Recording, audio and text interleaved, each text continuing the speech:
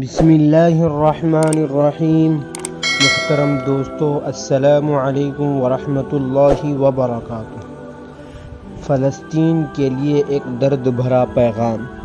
کیا آپ لوگ بھی میری طرح فلسطین کو سپورٹ کرتے ہیں اور سوچ رہے ہیں کہ ان کی مدد کس طرح کرے؟ تو آئیے میں آپ کو بتاتا ہوں کہ ہم فلسطین کی کس طرح مدد کریں۔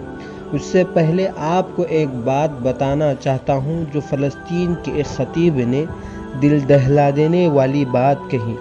انہوں نے بیان کرنے سے پہلے کہا، جس قوم کو 30,000 شہید اور 70,000 زخمی اور 20 لاکھ مہاجر اور بھوکے لوگ جگا نہ سکے اور بیدار نہ کر سکے، تو اس قوم کو میرا بیان، میری تقریر کیا بیدار کرے گی؟ اتنی بات کہیں، سسکیاں بھر گئیں اور رونے لگ گیا۔ اس بات نے ہم سب لوگوں کو سوچنے پر مجبور کر دیا کہ ہم فلسطین کی مدد کس طرح کریں۔ ایک طرف ہمارے مسلمان خوشیاں منا رہے ہیں، دوسری طرف ہمارے مسلمان فلسطینی بھائی رو رہے ہیں بھوک، پیاس، ظلم و ستم کی وجہ سے۔ آخر میں اپنے تمام مسلمان بھائیوں سے ہاتھ جوڑ کر گزارش کرتا ہوں، فلسطین کے لیے دعا کرے، ان پر اللہ رحم فرمائے، ان کی مدد کرے۔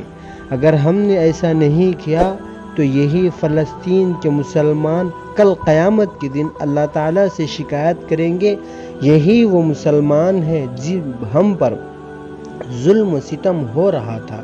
یہ لوگ مست عیش و عشرت میں زندگی گزار رہے تھے۔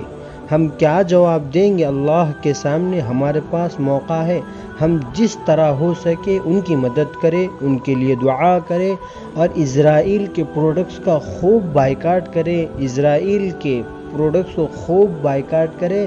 ہم سے جو ہو سکا فلسطین کے حق میں جو بہتر مدد ہو سکی ان کی مدد کرے، ان کے لیے تعاون کرے۔ انشاءاللہ اللہ ان کی مدد ضرور کرے۔